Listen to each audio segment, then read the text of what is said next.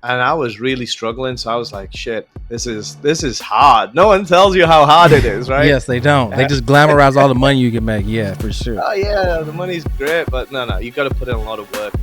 So what happened was, with one of our clients, we helped take him from 5 million a year to 10 million a month in the space of a 6-month period. So that was unbelievable, right? So this guy's gone from 5 million a year to 120 million run rate a year. Yeah, that's insane. Blew everyone's mind.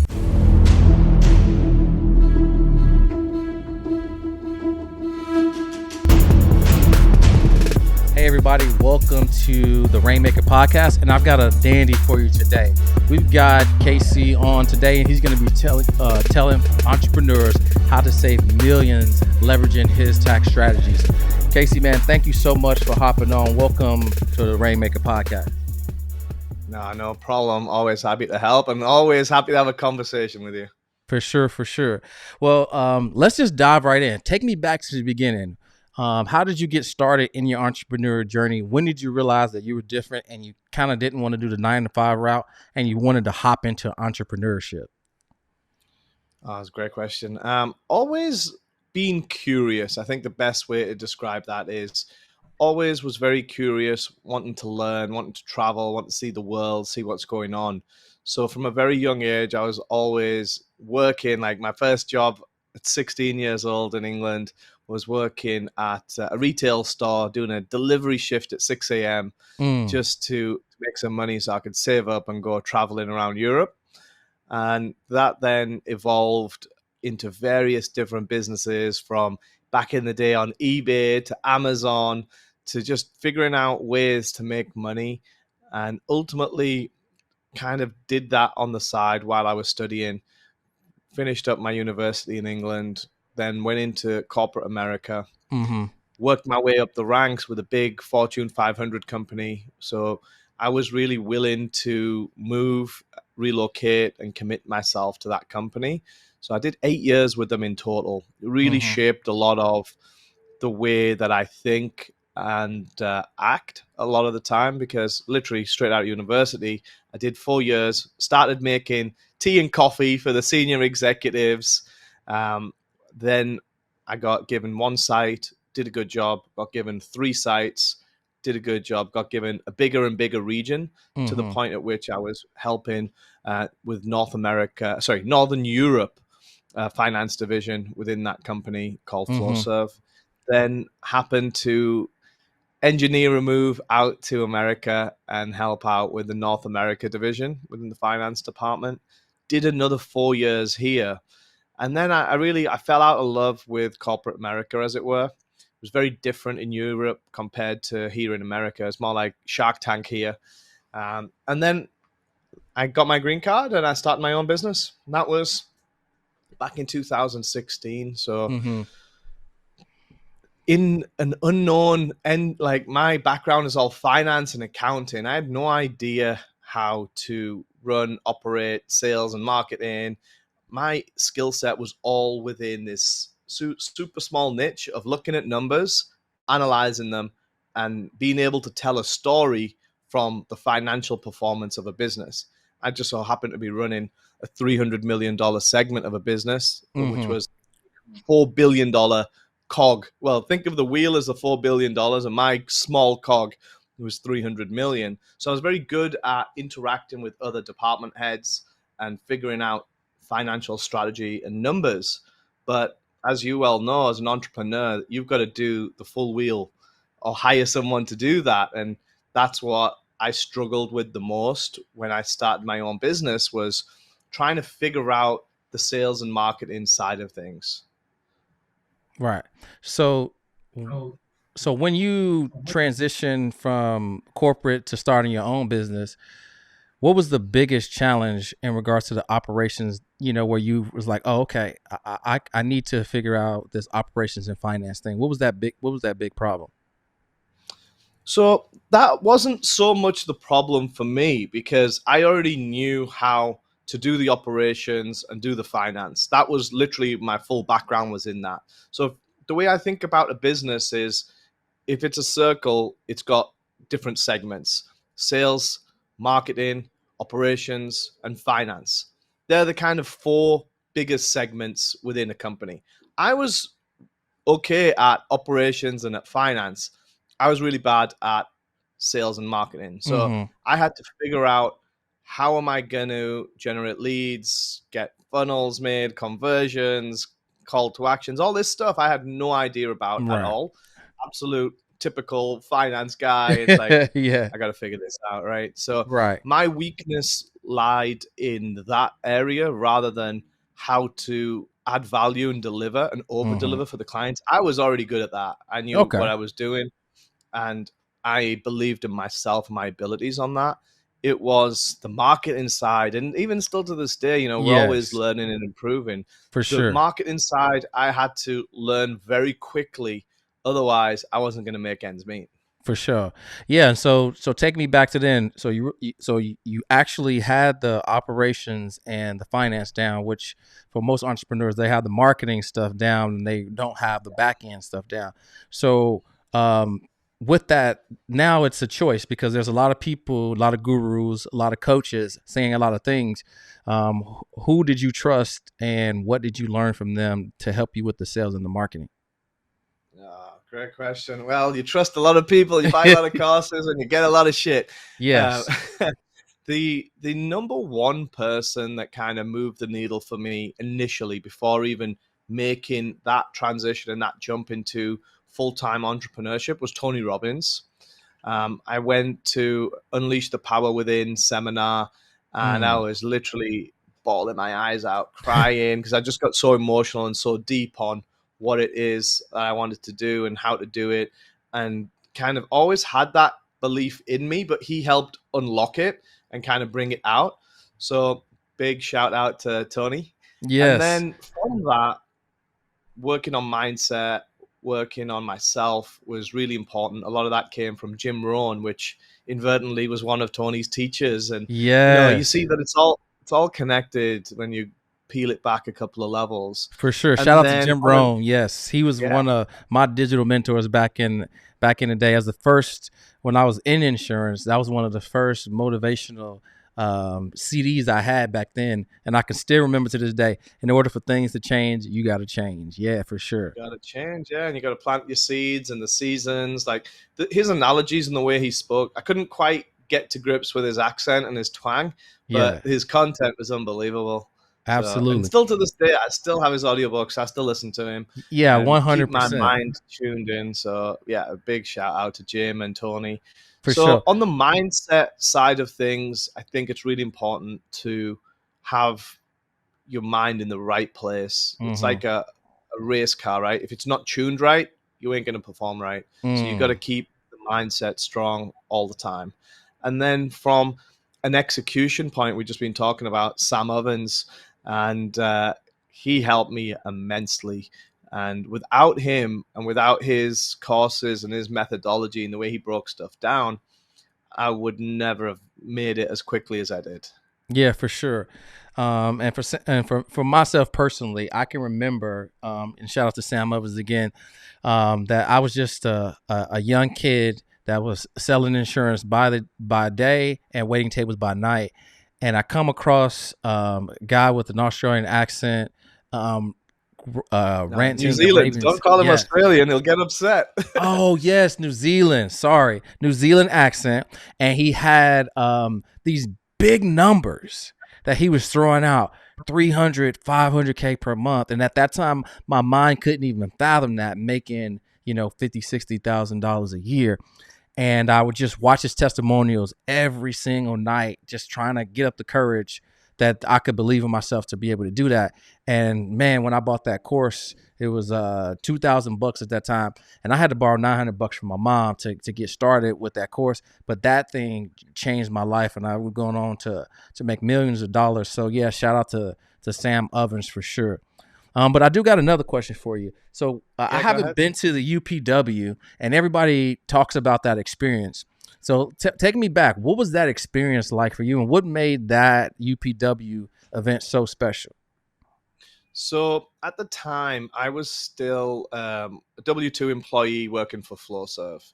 And I was already checked out mentally. It was, I don't want to be here. I need to do something.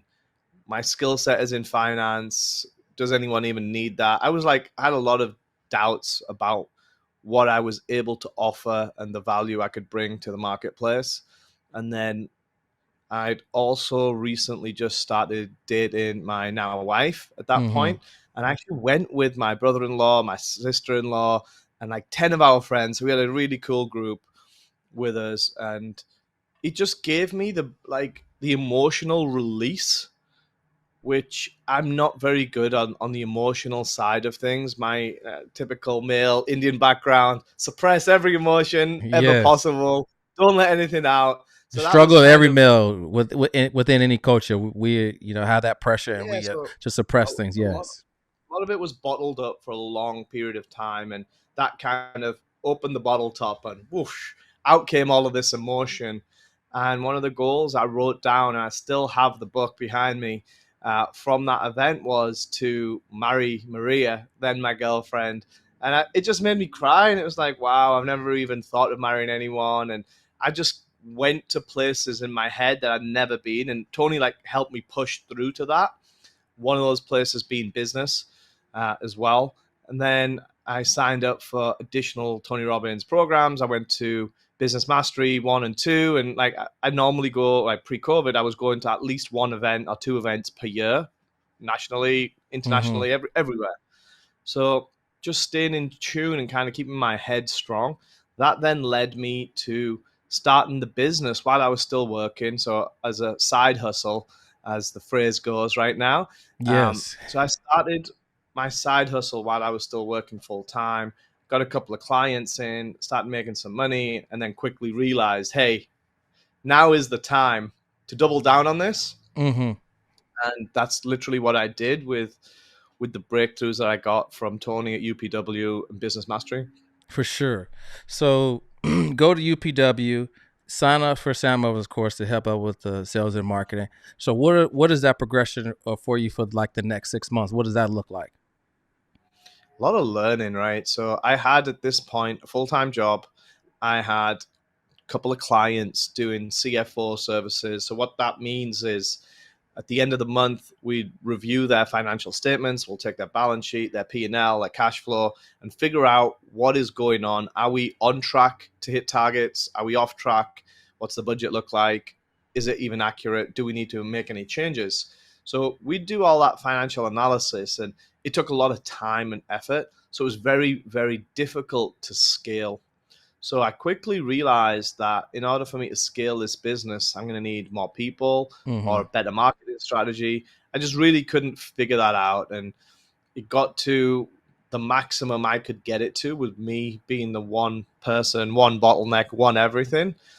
And I was really struggling. So I was like, shit, this is hard. No one tells you how hard it is, right? Yes, they don't. They just glamorize all the money you can make. Yeah, for sure. Oh yeah, the money's great, but no, you got to put in a lot of work and so what happened was with one of our clients, we helped take him from 5 million a year to 10 million a month Mm. in the space of a 6 month period. Hey, I just want to break in here for just a couple of seconds. If you're a life insurance agent that wants to go from 0 to 100K per month, I need you to listen up. We have a free course that you can grab right now. The link is in the description for this video. You're going to get over 30 hours of training and deep dive instruction on how you can do this. It is the best performing piece that we have that is absolutely free to life insurance agents to take them from where they are 100K plus every month. Follow these instructions, grab the course. It's called Life Insurance Agent University. And I was like, I wish I took equity in that company. Damn, I made a mistake. But I needed the money, right? So I didn't take any equity and I took the cash, but you live and you learn. But Yeah. the byproduct of what happened was he then had a huge tax bill. And he was like, hey, KC, what's up? I'm like, expecting a big pat on the back. And then from nowhere, he's like, you got to fix this problem for me. And I'm like, no, I'm not a tax guy. I don't know anything about taxes. I'm a strategist for financials, not taxes. He's like, well, you helped create this monster. You got to help me figure it out. And if there's anyone that I trust to figure it out, then it's you. I'm like, all right, okay, here we go. So that then led me to figure out really advanced tax strategies for people. Mm-hmm. So, long story short, we figure out how the ultra high net worth family offices are doing it and have been doing it for generations, right? For decades, these guys have been using these strategies and backdoor strategies written in the tax code, but it's like multiple small needles in thousands of haystacks that you've got to piece together, right? So we figure that out. We put him through it. This guy saves a fortune. We saved him like over 60, 70% in year one, which was over 10 million bucks. So it was pretty powerful when I saw that. And I was like, alarm bells are ringing now. It's like, all right, this is where I need to go. So I then pivot my company, and then we specialize in those trust structures to help multi 7 to 9 figure business owners protect their assets and save money on taxes by using this unique structure. Okay. Gotcha. And so, let's kind of dive into that. But before, I want to know what that key turning point for your business, right? Because you're trying to get the sales and marketing, and you're kind of doing these things. What was that key turning point, that defining moment in your business where it kind of clicked and you figured it out and you were like, okay, now this is going to kind of be my specialty and I'm about to make a bunch of money doing it? Is the minute I saved him all that money. So I think year one he saved, if I remember correctly, like 12 million bucks. And it's like, wow, if I can save him 12 million bucks, how many other people want to save that much money or have big problems that they want to solve? And I just realized that in the minute the penny dropped, it was when I say CFO services to 100 different people, it means 100 different things to those people. When I say to them, do you understand what tax savings is? They all understand that universally. So the education element of describing what the services we're providing goes from high education down to low education. So I can speak to a group of 100 entrepreneurs and say, hey, does anyone in the room want a CFO? Maybe one or two, maybe 5 max would raise their hands. And if I say that same group of people, hey, raise your hands if you want to save money on taxes, I'm going to get 100 hands. Gotcha. So that really helped me figure out there was a huge market demand for that. And then my niche became high net worth individuals because that's the circles that I really operate in. And I had networks and friends that fit that demographic. And it was easier for me to offer that service to people I already know rather than pitching it to any Tom, Dick, or Harry. Yeah, for sure. And so I'm glad you shared that because I was interested. I watched the recording of the in-person mastermind, and you were talking about some of these amazing strategies. And so obviously don't want you to give away all the goods, but I do want to, get out of theoretical and talk about some of the high level tactical strategies that are the secrets of the wealthy that you've been able to implement to help entrepreneurs that are 6, 7 figure, 8 figure entrepreneurs like myself. So tell me a little bit about some of those strategies that you've been able to implement and some of the clients that you've been able to help and the tax savings that you've been able to save for them. Yeah, absolutely. So think of it as different types of entities, right? So the most common 3 would be an S Corp, an LLC, and a C Corp. Most people will have one of those 3 types of entities. And that's perfectly fine to start off with. But what tends to happen is you outgrow them very quickly. And when we look at the rich and the elite and the ultra high net worth family offices, they're all set up in a completely different way. They're all set up with trusts. And specifically, it's a complex trust. So within the trust world, similar to the entities, there's different levels. There's a simple trust and there's a complex trust. Right. Most 99% of trusts that you'll come across will be a simple trust. And again, that's not the right one to use. It's the complex trust. You've got to really reframe your mind and think very differently, because do you think many billionaires think the same way as a 6-figure entrepreneur? Right.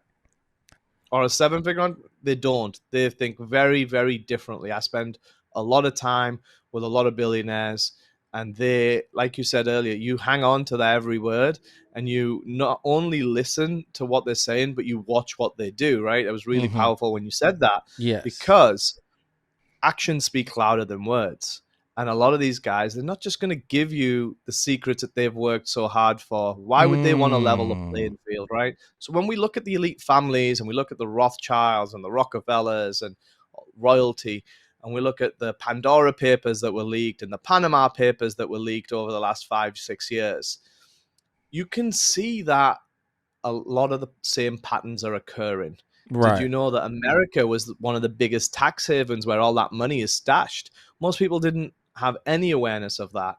And then if you look at ProPublica, there was an article released that showed the tax rates of billionaires such as Warren Buffett, Elon Musk, Bill Gates, Jeff Bezos, Bloomberg. Like, it broke down 4 years of actual tax returns of these guys, and it showed you what their actual effective tax rate was, and it was all less than 5%. So if the Wow. billionaires and the elite are all paying less than 5% effective tax rate, then why are you paying 30, 40%? That's not fair. That's not your Yeah. fair share. And then when you look at the verbiage on the IRS website, it clearly says in their mission statement that you should pay your fair share. Fair share. Fair share. What's your fair share? Should your fair share be a higher percentage than Warren Buffett? So his It shouldn't be secretary, 40%, that's for sure. yeah. So Warren Buffett was on the news and he was saying it's not right that I pay a lower tax rate than my secretary. And it's like, well, you can pay more if you want, Warren, but you don't want to. So why are you coming on and telling everyone how little you pay? So, it's all hidden there in plain sight, and you just got to put the pieces together. Yeah, and that's very interesting because I'm interested to know how these trusts work together. But my first question is how come most people, or why don't most people know more about this? Why does it seem like it's such a secret? Well, they do know about it in the right circles. So if you're in the right family office networks or the right country clubs, it is very common. It's Mm, just that most people are not in those circles. And most advisors, whether that's CPA or legal or financial advisors, do not get education on this. So they don't know unless they go out and research and really, like I said, put the pieces of the puzzle together, which is very difficult for most people to do, and they're not willing to put the effort in to do that. yeah, 100%. And that's why I love the power of masterminds, is because sometimes people join programs and they just want to learn from the guru per se. But a lot of times, a lot of the information that you're going to learn is going to be from the other members. And just like how you can treat a company club or a YPO, masterminds can facilitate that same relationship of information because, like you said, the information is in plain sight.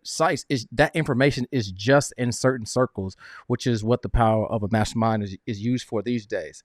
So let's talk about the trust and how it works and how it affects the tax bill and how you're able to get these incentives or tax break. How does that work?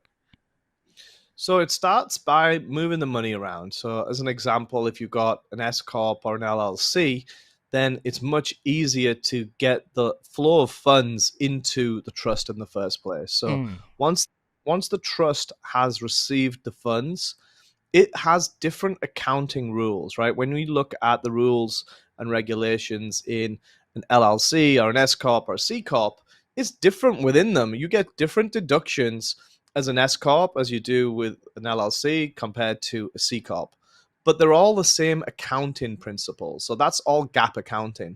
When this you gap accounting. graduate into the trust world, it's a different set of accounting principles, a different set of rules. So if you know how to navigate those rules, then that gives you an advantage. So the advantage in complex trusts is that you can allocate to corpus or a set aside or a future investment and take a full deduction for that investment. So as an Hmm. example, if you, let's use a car. This is a good one Right. because most people will probably told by their CPAs at the end of the year that they should go buy a car over £6,000 and get a write-off for it. Yes. And Section it's true. 129, Yeah. 179. Yeah, So, 179. so that is true, right? So you could go get a car, but do you really want a car? Is it overinflated right now because of the economy? Like, is the interest rate? There's a lot of different factors. You don't just want to go buy an asset just for the sake of reducing your tax bill. Right. But, a specific asset, because it's got to be over £6,000, right? Otherwise, And it got to be used doesn't for a meet specific requirements. purpose of a certain amount of time as well, right? Exactly. And you got to use it 50% plus for the business. There's a whole host of requirements needed to meet that tax break, right? But in the trust world, you can buy a car and you can get a full write-off for it if it's used by the trust. So it's an asset of the trust and it's an investment that the trust has made.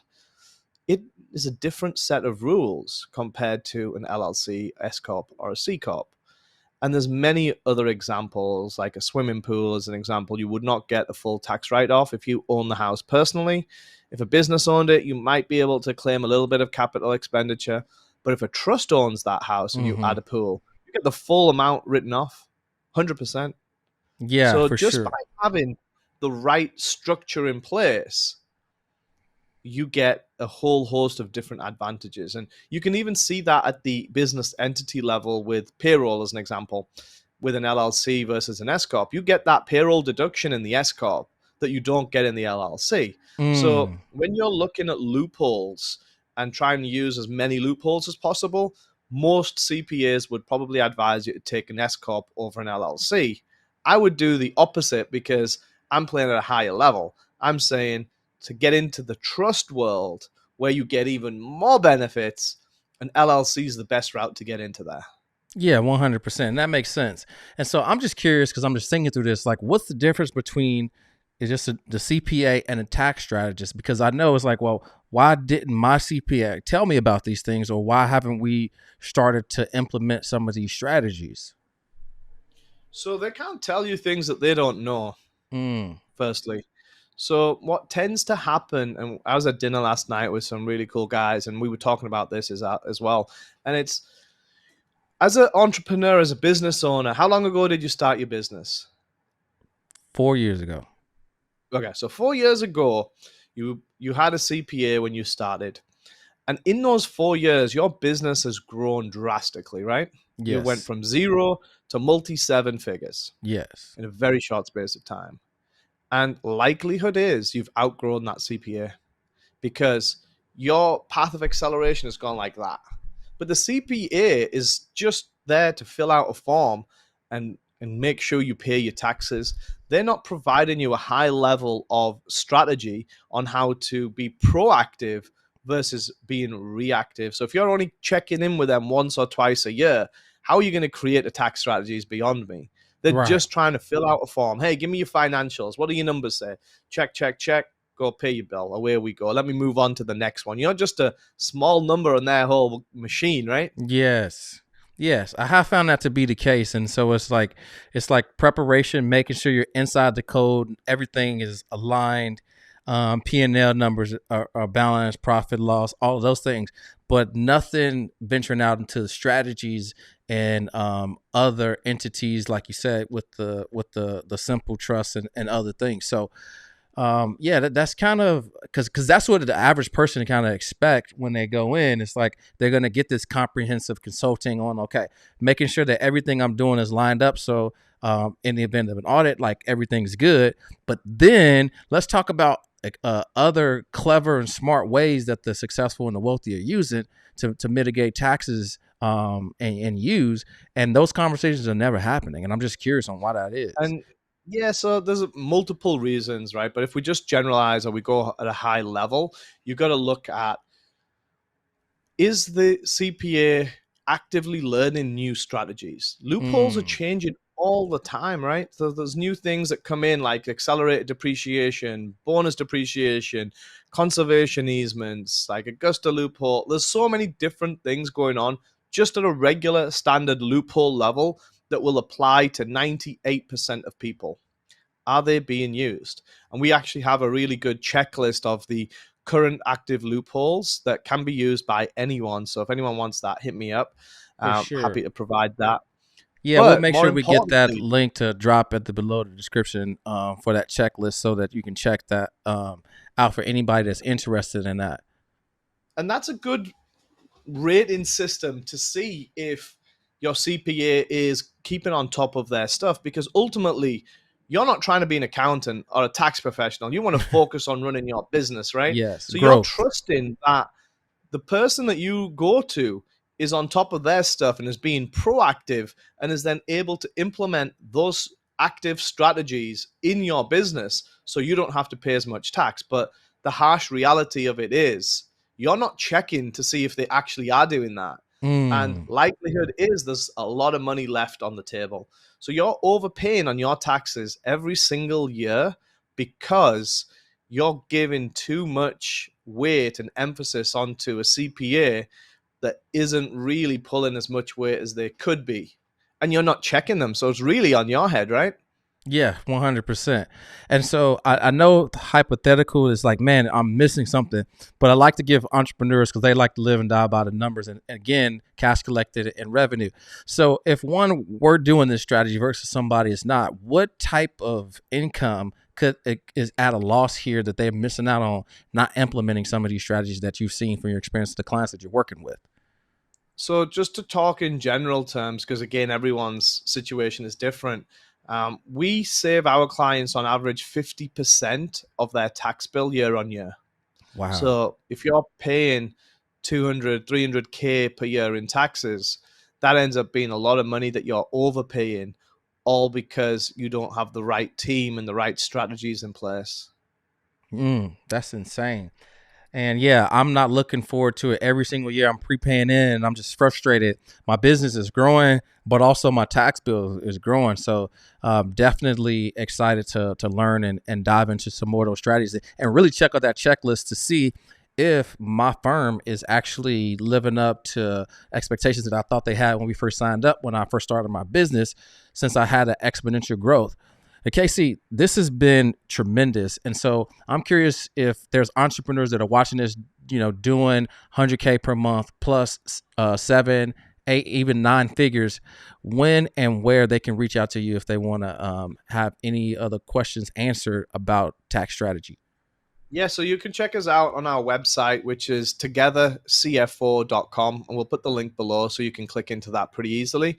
We have a free tax calculator tool on the website also. So you could go on that website, you can plug in your numbers, and you can get a rough estimate of how much you've been overpaying, and then set up a call with my team, and they'll take you through it all and help you understand it and see if it does fit for you or if it can work for you. But that's probably the easiest thing to start with, because then you'll know ballpark whether you even need the high net worth strategies that we use. Because before you need that, there's a whole host of loopholes that you can use and you should be using to reduce that tax strategy.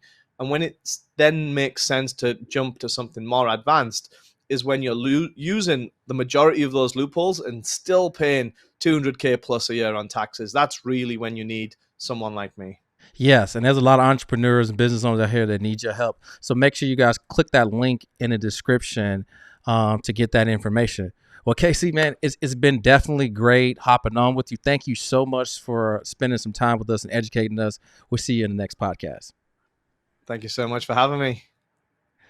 Awesome, guys. So thank you so much for tuning in to the Rainmaker Podcast. If you're a 7-figure, 8-figure, 9-figure entrepreneur and you're looking to pay less in taxes and you want to increase the bottom line that goes into your pocket instead of giving it to Uncle Sam, make sure you reach out to Casey, and the link will be in the description. And we'll see you in the next Rainmaker Podcast. Hey, I know you just enjoyed this video, but I've got a great one for you right here. Make sure you go ahead and click it right now and get a ton more of our free information that's going to show you how to go from 0 to 100K per month.